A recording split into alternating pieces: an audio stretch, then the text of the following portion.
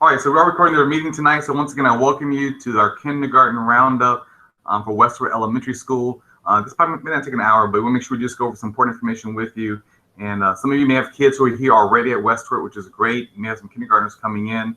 So we'll share some information for you to kind of help you get acclimated to the school, things you may or may not know already.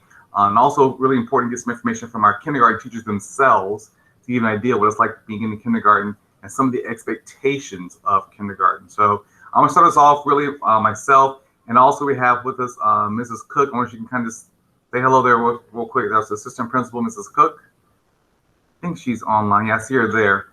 Hello, there you go. So Mrs. Cook is also online, also with us as well, in terms of just our preparation for today. So we have some people who are also very important for you to know and be familiar with, and so I'm gonna kind of share their names, but also show some pictures of who they are in just a second. Ms. Napier is the administrative assistant or principal secretary. She's someone that you may have contact with quite often. You'll definitely see Mrs. Hernandez, and we'll show these pictures in a second, is our attendance clerk. Usually she's the first face you'll see as you come into the front office. Very, very vibrant young woman who loves meeting people. And so you'll see her also as well if you come onto campus. Our data processor, who's probably one of the most important persons you want to know, because our data processor is the one who will help you and assist you with registering your child for kindergarten. Now, unfortunately, she was out today, so she won't be able to join us tonight. But we'll make sure we get important information to you, and her contact information will be extremely important also, because for registration for kindergarten, quite a few things are necessary, shots and doctor records and so forth. There are quite a few things that you'll make sure you need to be aware of. So we'll make sure she can get some information out to you. Unfortunately, like I said, she wasn't here today, but we'll definitely make sure you guys get a chance to get information from her at a later point. Then we'll also have our magnet coordinator, Ms. Bendaby, is also an important person. We are an International Baccalaureate magnet school. The IB just simply has the idea of us developing kids who will be global learners. Don't just learn from a vacuum and seeing things from their own perspective here in the local community, but they see from a more global perspective and see themselves as being part of a global society and their citizenship as a part of a global society. So one of our goals is to make sure we have our kids kind of have the IB characteristics and IB philosophy infused within our learning.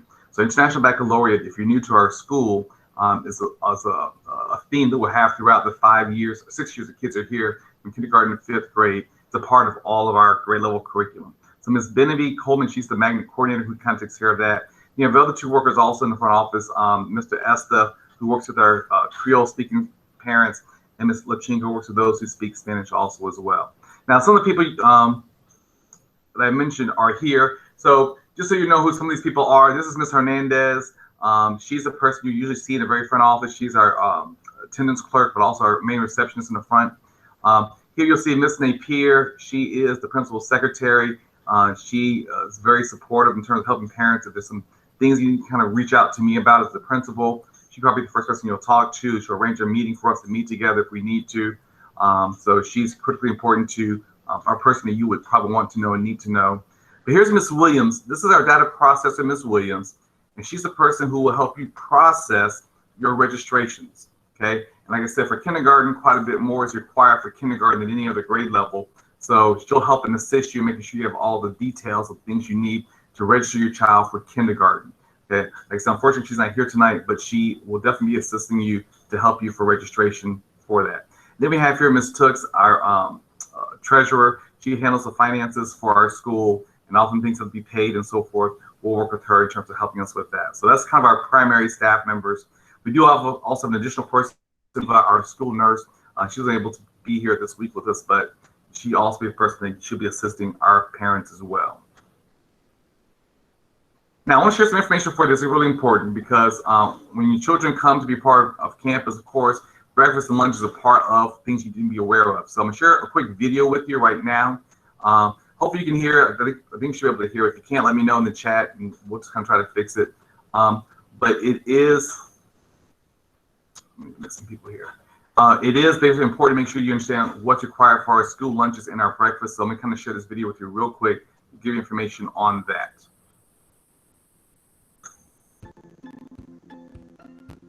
Every day, your child will be offered the opportunity to eat breakfast at school for free.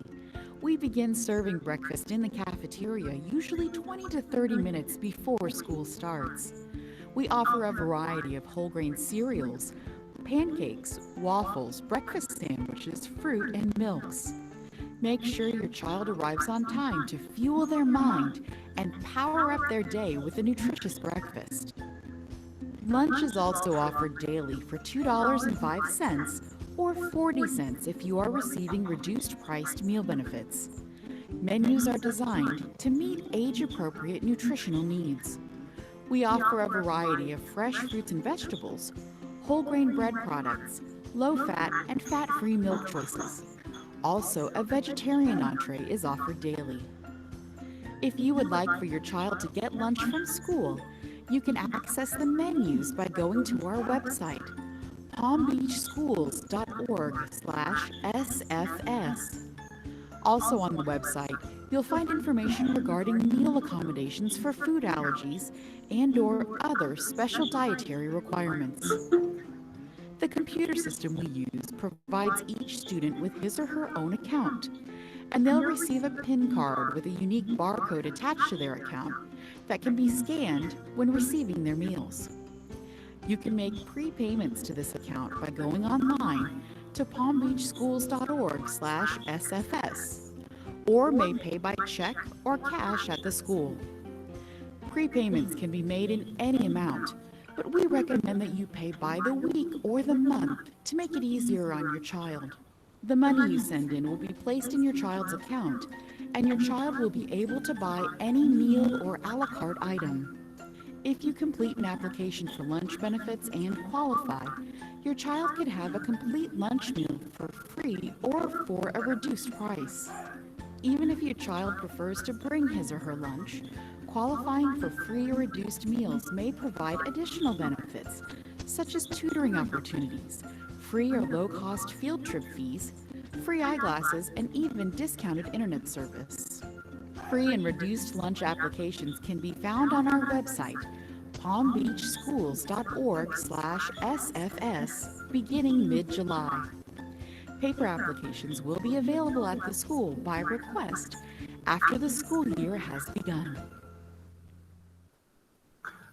So there's important information in regards to applying for school lunches. Like I said, if you are a person who may look to see, we ask every parent to do so, to determine the information as far as qualifications for free or reduced lunch. Because one, none doesn't help the child in terms of getting lunch maybe at a reduced cost or even possibly free.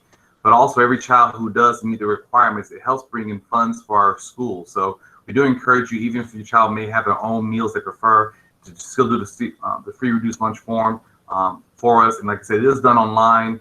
It begins to open up in July, so you'll be able to see that later on once we get closer to the school year of FY22 beginning. So meals about $2.05 if you do pay for the whole thing, or 40 cents if you have a reduced lunch, or possibly, like I said, free lunch can be also offered for those kids who qualify. All right, so that's one thing that's very important. But breakfast is free. Also, good thing also as well, all students, no matter if they qualify for free reduced lunch or not, breakfast at this point in time is free for all. So that's a really good thing for all students to be able to have free breakfast across the board. Okay, and then another thing to make sure you're aware of also as well is Every day, our after school program. So we do have an after school program that runs kind of dual programs. You'll have Miss Morris, she's the person who's in charge of it. So I'll let her share more information about that, and we'll see if you have questions about either one of those school food services or about our aftercare program.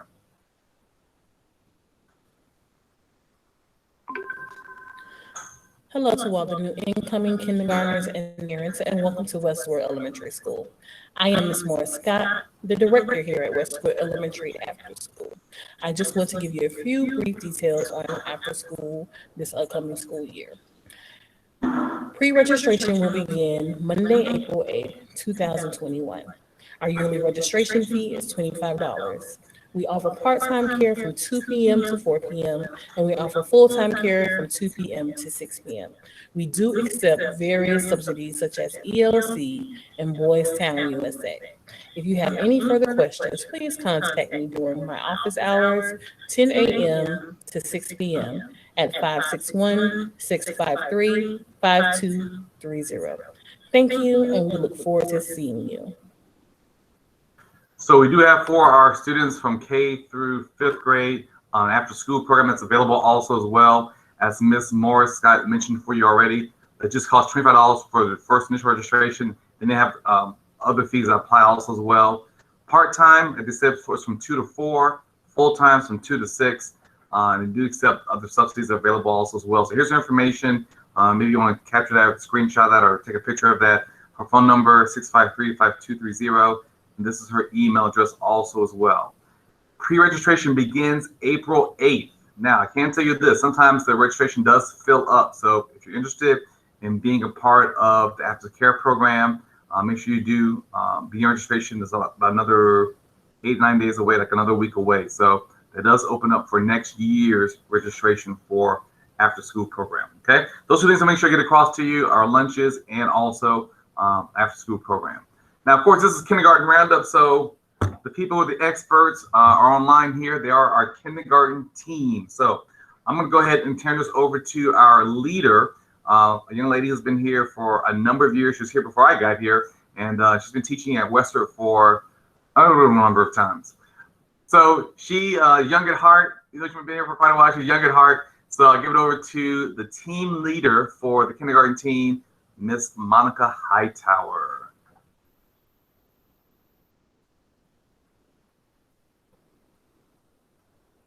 Okay, I had myself on mute. Okay, good evening, everyone. Thank you for joining us. I'm Monica Hightower. I've been at Westward for 18 years, I believe 18 or 19, somewhere along there, teaching kindergarten. We have 3 other team members. They're here, but I don't know if their video is on. We have Miss Claudia Clark. Okay, she's here, but she's on her phone, so she might not be able to get through. Miss Kelly Jackson, she's our quiet one, and Brenda Cardozo. So those are our team members. Our rooms are fairly close to each other, and we work really well as a team. It's we're good. We're a good unit, right, Mr. Brooks? I agree. Right. Yes, you are. I just want to talk to you about a few things. Well, not few, but a lot of things that, so you can get your child ready for kindergarten. There's some pointers, not pointers, there's some things that you took to know. Okay. Watch out, kindergarten, here I come. It's April 1st, actually, tomorrow. August will be here before you know it. And you'll be amazed at how quick your kids grow up when they come to kindergarten. Okay, this is Mrs. Cardozas room, Miss Cardozas room. The rooms are set up a little differently due to COVID and the CDC guidelines, but this is not a typical room. We have desks right now, but typically we have tables, and 3 to 4 students sit at a table, so they work cooperatively, and we just have a lot of stuff going on, the colors, the numbers, the words, and everything. So our rooms are very engaging, I would say that. Okay, Mr. Brooks. We do have a schedule. Our schedule begins at 8 o'clock. We start our instruction. We call it bell to bell instruction. We begin at 8 o'clock in the morning, or a little bit before. Mr. Brooks does the morning announcements. We go right into our morning meeting, where we do our SEL, that's social emotional learning. Learning different strategies to keep ourselves calm. Right now we're learning about problem solving. So it goes into a lot of different areas to help the child with their social emotional learning. We have a literacy block, begins at 8:10. We do something called Foundations, and that deals with our phonics program. They're learning their sounds, they're learning how to blend, segment, a host of things, handwriting. It's a lot of things that goes into that program, but it's really helps set that foundation that they need. We have a literacy block where we do a reading lesson, a whole group, and then we break into small groups. We have a writing block. Your child will be writing by the end of the year, hopefully, maybe a story over 4 pages, like 1 sentence on each page, but that's our goal. Social studies block. They do iReady, which is a computer-based reading program. A lunch, of course, recess, of course, fine arts. Fine arts is what we call fine arts / specials. We have PE, Media, Spanish, two times in a rotation, art, and I forgot one. Oh, goodness. Music, yes, music. I forgot that one. We have a math block, which is an hour long. They have whole group math lesson, then they go to small group, and then they also have Success Maker, which is another computer-based program that deals with math. They have independent reading time, sight word practice. We work individually with kids for enrichment, science block, and then it's time to go. So there's no nap. We throw snack in there somewhere along the way because our lunch actually is early. Kindergarten begins with the first lunch. I have the first lunch in the school, which is at 10 o'clock. So lunch is early, so we throw in a snack there, but their day is packed. And the first week or two of school, they're going to come home exhausted because it's no nap. It's just we just go. We're just constantly moving. We go, our clock, time's up. We got to go to the next one. We just constantly are moving and doing different things. All right, Mr. Brooks. Okay, so we have arrival time is your child can come to this campus as early as 7:30 a.m. and that they will go straight to breakfast. Right now, the kids are eating breakfast in the classroom. That may change depending on with the pandemic and what's going on, but they have breakfast from 7:30 to 7:50. The first bell actually rings for the kids to come to class. If this was a regular school year at 7:45 and class begins promptly at 8. At 8:05, if your child's not in the room, they're considered tardy. So we start our instruction. We want to get everything ready and moving. So we implore you to have your kids at school on time. Yeah, that's it. Dismissal, school dismissals at 2:05. If you're a parent pickup, you'll be given a card to put in your window. It has a number on it. And that's how we, instead of saying the child's name, we'll use their number so they, for safety reasons. And that'll have your child's name. You just put it on your dashboard. So to make it easy for dismissal to go slowly, because you'll see if you do parent pickup, the line can be rather long and we try to get it can be not fun waiting in that long line. The other kids, the walkers, we have walkers, bus, van, and aftercare. Those students will be delivered to their area. So they're never on their own. Even in the morning times when they come to school, when they get out of the car, it's a host of staff at everywhere to get the kids where they need to go and to get them back home. So yes. And if you want to change your child's dismissal, you must give a handwritten note to the teacher.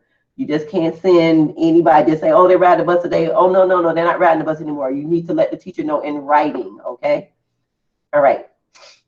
Let me just reiterate what she just said about that. That's really important to keep just structures, and of course for safety reasons also as well. So please make sure once your child comes, these are babies, these are kindergartners. So we really have to make sure we're watching over them very carefully. So please make sure there's ever a change in how a child's transported at home, make sure you send a note. Please make sure you send a note. That's very important that we have it in writing, that process. Just want to reiterate that. Okay, ready for next one? You made me think about that. Also, if the people that you want to pick your child up, make sure that they're on the registration. You just can't send, your neighbor because they know your child. We need to have it on the registration. They need to know the password so that they are able to sign them out. We can verify who that person is because, sometimes it's a hassle. I understand, but we're trying to put your child's safety first. Okay, all righty. Oh, Ms. Cook just said the person picking up your child must bring their ID. Okay, thank you, Ms. Cook. All right, kindergarten readiness. This is the big stuff now. Okay, so socially, we kind of want, we want the kids, everything I'm telling you now for the next few slides is not a must, but is what we would like to see. That your child can verbalize their wants and needs. They can get themselves dressed, which is very important. They can be independent in the bathroom. Think about when you're getting your child dressed in the morning. If you're having trouble snapping their pants, they're going to have trouble snapping their pants. If they can't zip up, they're going to have trouble. So make things kind of easy for them. That they can sit and listen to a story for about 5 to 10 minutes. They can clean up after themselves, share materials with their friends, their peers, and able to follow 2 and 3 step directions. You can start doing that now at home. You know, tell them more than one thing to do at a time. You know, I need you to go in the room and put this in your basket or whatever. Practice those things so they'll get used to it, and don't repeat yourself over and over again, because then they learn how not to listen to you. So you keep saying, go do this, and you keep saying it, and then they learn how to tune you out. Be able to solve problems without aggression, interact, yes, of course, with other children. Shoes, if they can't tie, you might want to just use the Velcro. Shoes, the jacket, I don't know, some jackets, just maybe the button jackets are better than the zip up jackets. Some things are just easier for them to maneuver, especially with their little hands and their fine motor skills. All right, Mr. Brooks.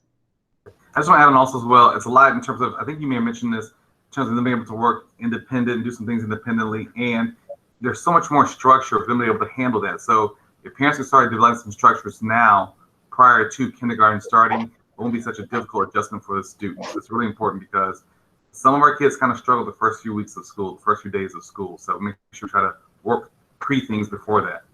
All right. Okay. Academically, again, listen to and follow 2 and 3 step directions. Be able to, they don't have to do it be perfect, but scissors, that's a practice. Using the scissors and not holding them the wrong way, help them try to get that grasp. Glue, using crayons, holding a pencil. I see a lot of kids that, hold their pencil like this, like they're getting ready to stab some. Try to help them grip their pencils. I found online, I bought some of my students those pencil grips. It helps them hold their fingers in place, and a lot of, that'll help with their writing and holding it in dexterity. Identify some letters and sounds. I know it said some, but we would like all. Count to 10. Count objects up to 10, give them a set of 3. Okay, it's 3. Give them a set of 6. Okay, count it, it's 6.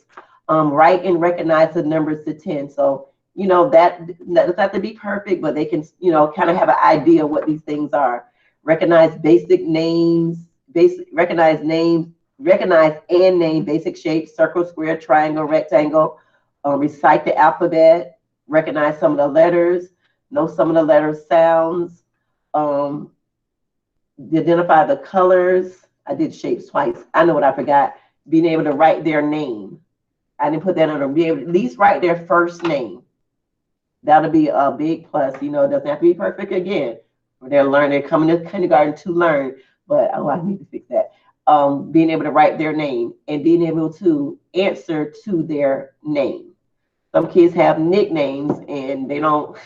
No, they call me. No, I want to do your name until we know that you know your name and you can write your name and you can recognize your name when you see it. Okay, Mr. Brooks. Okay, in kindergarten, these are just some of the things your child will be learning this year. They're going to be learning the upper and, oops, I messed up again, upper and lowercase letters and sounds, high frequency words, with upward between 25 and 75 frequency words. High frequency words they're going to be learning, rhyming words, blending and segmenting, book talk, author, illustrator, front cover, back cover, the illustrations, story words, characters, setting, problem, solution, different kinds of writing, stories, for writing, stories, pattern books, how to write, persuasive writing, count to 100 by ones and tens, number words 1 through 10, shapes 2-dimensional and 3-dimensional, comparing numbers, addition and subtraction, and it's not just simple addition and simple subtraction. It's a tad bit more complex than when you guys were younger. Measurement and positioning. That's just a tip of the iceberg. Mr. Brooks. Students will have daily homework. There will be reading assessments. There will be math assessments. There will be science assessments. There will be social studies assessments. They're going to be taking diagnostic testing in reading and math. They're going to have required computer minutes for iReading Success Maker. The kindergarten students are treated like the big kids.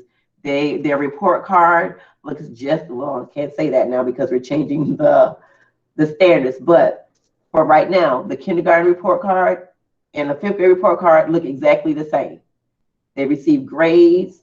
They, you know, it's a lot. It's a lot. You'll see once your child gets here, Mr. Brooks. Oh, you want to add to that? Yeah, let me answer this, Tara. So, with some of this information we're talking about in terms of things they can do, especially with things they will learn and academically, things we want them to come in with, are there maybe some resources we can recommend for them in terms of, one thing to be helpful is if kids get used to just working on a computer, because we spend a lot of time training students to do that, and there's some things that they can work on the computer will help them be some preliminary things they can kind of start using now that'll be helpful. Okay, so typically what I tell parents in the beginning, and I do this myself with my kids and my grandkids, I go to, I don't want them always on the computer, no. Dollar Tree and Target have workbooks. You know, I have to stay with Dollar Tree, they have workbooks that they can work in. They're good workbooks. They can help them with their tracing, their hand, their motion with scissors. If your child is having trouble cutting clay, playing with that molding clay, Play-Doh, that helps with the fine motor skills. Remember how you would cut hole punch paper, and they can go through with yarn. That will help. Yes, very inexpensive. So you do those things. You can print out things from the computer. If you want to, you can do it the old-fashioned way. I mean, when I made flashcards from hand. I taught my kids with flashcards, use the flashcards. My granddaughter right now, and we get in the car, there's a dry erase board in the car. We practice writing. We practice, we're looking around. We're looking for, okay, well, when she was younger, can we find a letter A? Can you find a letter C? You know, we're looking, okay, this is today's letter. Is whatever. So all day long, whenever we get in the car, we're looking for that letter. She's practicing writing it. Or you can say the sound. They can see if they can write that. What else can you do? What else can you do? Cooking with your child. Reading to your child. Those are things that, you know, you're doing anyway. You're reading, you're cooking with them, you know. What do we need to make this? Help them with the directions. Following directions. That's a good way to follow directions. I say anything you do, put a reward system to it. Okay, well, you did this, that, and the other today. You know, you get a star because you could find the letter A. Okay, tomorrow we're going to work on, so if you get this many stars on Friday, we can go get ice cream. Make it something fun. Whatever you do, don't make it stressful. As soon as you make it stressful, as soon as you're stressed, they've been stressed, and they're not learning anything.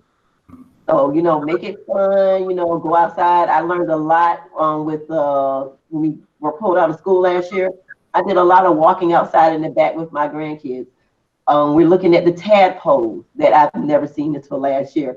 You know, we're looking at cloud formations. I found a ring at the dollar thing, and we were looking at the different kind of cloud formations, and we were doing that. So, Eric, you can make it fun. You can just make it fun. Oh, moon sand, I bought some of that. I have I turned my house into a school last year, so I'm just trying to think. Have your kids have their own little library in their room, the books that they like. They may want to read the same book 1,000,000 times. Read it. They love it. They're learning how to read. They're learning how to identify, all those kind of things. That's all I can think of right now, Mr. Brooks. And that's good. Let me interject there, because what you mentioned about books is so important. And parents, I encourage, you know, we do many things for our kids. We can buy them nice clothes, nice shoes, and so forth, and that's all great when our kids look good.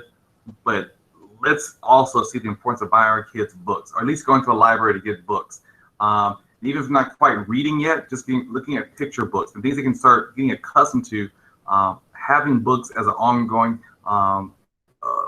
sequence of their day, because that's really important. One of the things to make sure we look at the early literacy skills, early reading skills of our students. And the more you do at home to build those practices, it helps. It really helps in the long run moving forward. So I really highly encourage you to make sure that becomes also an effort to make sure kids get books in their hands, and begin just looking at books and reading books and trying to understand stories of books, and you reading to them and reading together. That really helps our students moving forward to be better readers and even learn to enjoy reading.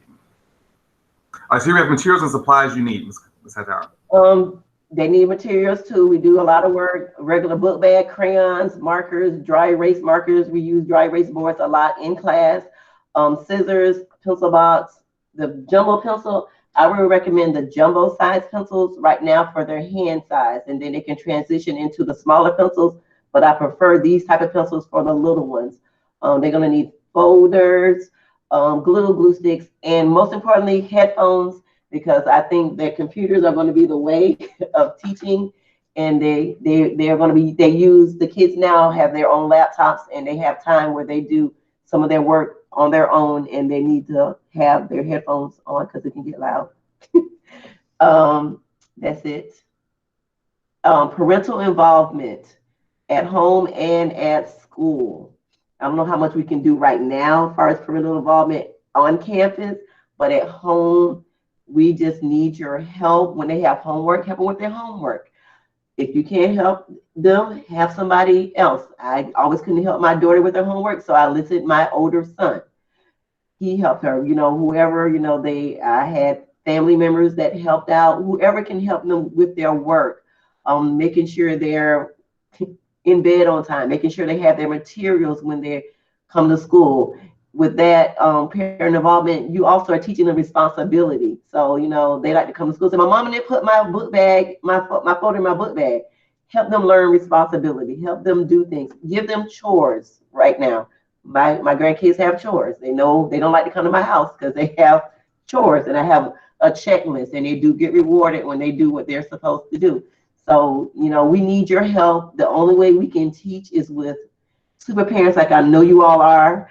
And we have to work together to, make their, not you, Mr. Brooks. One of my other principals told me that wherever your child attends school, it doesn't really matter because you make their education. You're the one that's, you're stepping in between, you making sure they're getting what they need to get. You're making sure they're getting at school and at home, and you make their education, and we just need your help because we cannot do it without you. We need your help. And when you're allowed back on campus, hopefully you can volunteer. I mean, we have lots of ways for you to volunteer. You can't necessarily volunteer in your child's room, but your presence on campus will be greatly appreciated when you all can come back. I think, is that it? Anybody, I know I'm not a talker, but I can talk a lot. Anybody have any questions for me, myself, or Mr. Brooks? And we do also have other kindergarten teachers who are online also as well. So if they have any input, Ms. Clark, Ms. Jackson, or Ms. Cardoza, any other inputs you think may help the parents, please feel free to go ahead and share also as well. Can everybody hear me? Yes, ma'am. Okay, this is Mrs. Clark. Good evening, everyone. Just to piggyback on what Ms. Hightower said, you are your child's first teacher, and we as kindergarten teachers want to pick up where you left off and enhance some of the learning that you've already started with your children at home.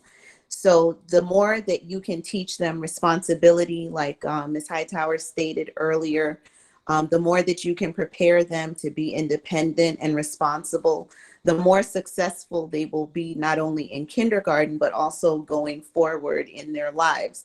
So the more that you encourage and support them, the more you will see them thrive. We see it every year, children who come in and are sometimes not as confident as we would like them to be.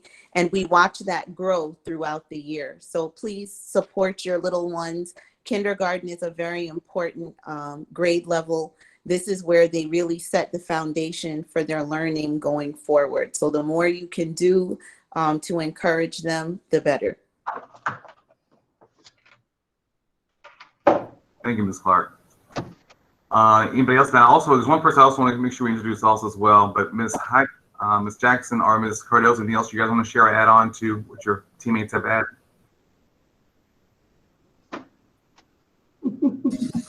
Hi, everybody. This is Miss Jackson. Can you guys hear me? Yep. Cool. I just wanted to say all of my teammates are the best. We are the best team. The kindergarten team is the bestest, the strongest, the nicest, the sweetest, the most helpful. And you cannot ask for a better team than us. My team leader, Miss Hightower, is the best team leader. We have lots of wonderful teachers at our school, but we are the best. Well stated, Ms. Jackson. All right. Ms. Cardoza, anything from you? Hi, everyone. No, just I agree with everything they said, and that it's best to prepare your student at home because you are their first teacher, and just encourage them to read and try their best and not give up. Thank you, Ms. Cardoza. Now, also, I mentioned earlier about a little bit about our IB program, and I'm going to have another person speak a little bit more on that. Just share briefly with us. Ms. Benaby Coleman is our IB coordinator and also our magnet coordinator. And so she works with our teams to make sure they kind of work on the IB program. And so she's a person who can help you with that. Also, if you know other people who are interested in maybe being in kindergarten, but they don't necessarily live in our particular area, she's also our magnet coordinator. So she can help you also to see how people can register for our school, even if they live in a different area also as well. So I'll let her share a few words also as well. Good evening, everyone. I'm sorry, everything is bright. I had my eyes dilated, so I can't see no names, so please excuse me. If I put my sunglasses on, it's a little better. Yes, before I begin, I just want to say that I know for some students in pre-K, they have received an application to complete for Westward if they were not zoned for our school area. Great news. If you have applied, we do have openings, so most likely just wait for your email. 90% certain that your child will be accepted into Westward because we do have openings. Also, the deadline to apply was January 29th. Great news again. We do have, the district has extended it for late registration. So if you're interested, and again, if you're going into kindergarten, you're not zoned for Westward, please go to the district and apply because Westward, like the kindergarten teachers have stated already, we are the best. We are a community and we raise your children to the best, the way we would like our children to be raised. Okay, with great leaders like Mr. Brooks and Mrs. Cook, and actually the entire staff at Westward Elementary look out for your children. So if you're in doubt, please see me. I'll be more than happy to help you to find out if you are in our area or not. So just please keep that in mind. Also, you want to, a lot of people ask the question, what is IB? We're an IB school, but IB means, it stands for International Baccalaureate. Okay, so we're International Baccalaureate School. We are the second, there are five IB schools. We are the second one that has been around for almost 20 years. And what IB is, it just encourages the students to both personally and academically development. It also challenges students to excel in their studies and in their personal development. And that's what the component I think they've added from the district now with that social emotional learning. We also allow our children to be student agency. We want to hear their voices, hear what they have to say. And a perfect example of that, I'm working with fourth grade teachers, and we had our mock FSA writing today, and the students actually read some of their peers' work and graded it.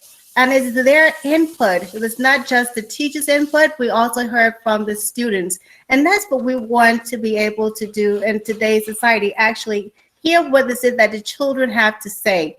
And another thing that I love about IB, the International Baccalaureate Program, or the Primary Years Program, which is a PYP school primary years program, what I love about it is that it goes beyond the range of academic. It helps the learners develop who they are. They become inquirers and thinkers, communicators. They're more knowledgeable. They care about each other. They're respectful. They're open-minded, because if you think about what's going on, not just in the state of Florida or the USA, as globally, just so much people that dislike one another. And so we're teaching our kids to go beyond that, to respect each other, to be caring. And that's what the part that I really love about having this IB component to our school. Also, you ask, what makes it so IB school so different than other schools? It develops the student to build a better world, again, through intercultural understanding. Westward is so diverse. We have people from Haiti, we have Bahamians, Jamaicans, Asians, whites, etc. So many different groups where we have learned to accept each other.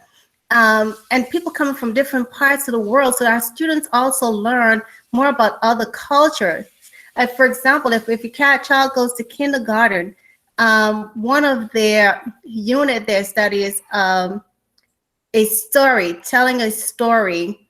And telling a story, they learn about different cultures, what goes on in South Africa, what goes on in Europe, what goes on in Asia, what makes us the same, what makes us different. For example, even with the pandemic, how we can relate. Even though we are in the USA, even Europe, which is another continent, is feeling the impact of COVID. So we can understand that even though we're in different cultures, there's still some things or issues that we are all faced with today that is we can relate to. Also, alongside that, we have with IB, it teaches us how to have a healthy appetite, not just for food, because I love to eat. I snack all day long, and I try to get my students to snack along with me too. But not just a healthy appetite for food, but also for learning and excellence. And we ask ourselves, well, how do we want our students to learn, or how do they learn at Westward? And this is the part that I like, because our teachers, they teach the children to ask challenging questions, to be inquirers, to think critically, and to learn across the discipline, the disciplines, which are learning who we are, where we are, and place in time, how we share the world, how the world works.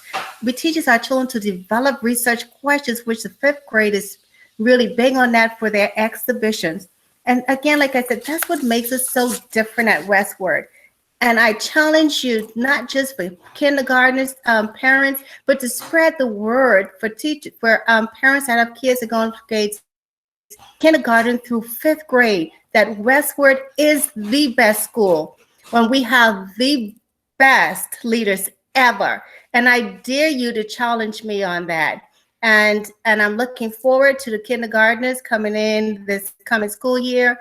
And my challenge to you again, parents, is to see that if you can at least persuade at least 2 parents to have their kids sign up at Westward for this coming school year, they will not regret it. It will be the best school year ever and the best decisions. I cannot read any questions in the chat box. So if you have any questions, I'll please ask out loud, or Ms. Cook or Ms. Hightower can assist me with that. Anything else, Mr. Brooks? I think we're good, Dee Dee. One thing I gotta make sure we do, parents, we ask you to take a look at the chat box. We do have a link inside the chat box for a survey to be done for this meeting. This is a meeting that we actually sponsor with Title I, and Title I helps us to make sure we have trainings for our parents. Kindergarten Roundup is one of those trainings that we have, and we want to get feedback for them also as well. So we ask you, please take the time to go ahead and share with us your feedback for the meeting, things we've done well, things we can improve upon. We just make sure we can be effective in these types of meetings for our parents. So please click on the link that's there in the chat box and fill that information out so we can go ahead and look and see and evaluate this particular meeting and make improvements for future meetings that are coming up. Okay, Mr. Brooks, another thing, please. We do have vacancy in our pre-K classroom. So please, again, pre-K is open. We have availability. Please sign up, because we go very quickly. Okay. Pre-K is very important also as well to build those foundational skills for kindergarten. So pre-K and kindergarten definitely have some openings for that. Ms. Hightower, anything else you want to share on your end? I don't think so. I think we covered everything. I was trying to think, did I miss anything? I think you did a thorough job. You did cover most everything. Okay. And Mrs. Cook, are you good? Anything else besides the survey, Mrs. Cook, you want to share with us? Oh, she's typing. I'm not sure if her microphone's working. Okay, good. Okay, so thank you, parents, tonight. Listen, parents, we appreciate you. Obviously, your parents are very actively involved with your child's education, or you wouldn't have been here tonight logging in to get more information about Kindergarten Roundup. I do apologize, Ms. Williams was not available today, so we'll make sure we get information out in terms of registration. Please make contact with the school. You can ask for Ms. Williams, our data processor, and and she helped you in the process of beginning to do the registration process for kindergarten. Okay. With that, everyone, let's have a great night. Thank you all for coming out. Mr. Brooks, Survey. Yes, ma'am. I have the paper so I can just kind of tell the parents what they need. Sure, go ahead. Okay, they 2 proofs of residence. It could be like a driver's license, a current electric bill, a water bill, something like that. The original birth certificate, the physical exam, and the immunization record. Yeah. And those are the big 2. The last one, the physical exam, immunization workers, often that's the ones we have difficulty getting from parents. So parents are making arrangements now to get with your doctor, whether it's this summer, start getting things prepared, or even now, so we can go ahead and get that process going. But definitely make sure you get all those details there that are part of that. So if you had already from as they in a head start, do we need to do all that over again? I have to say, Ms. Williams, look at the date. I believe they may have to have another one done, because I think we've had it before, even for pre-K who are here. I think they have to do another one for kindergarten, I believe, correct? Yes, yes. Yes, sir, that's correct, Mr. Brooks. Yeah, so even our pre-K kids here at Westward still have to go through that process for kindergarten. So yes, ma'am. Okay. Any other questions in regards to that registration? I can answer some. Like I said, our expert's not here tonight, but any other questions you have that we can help you with?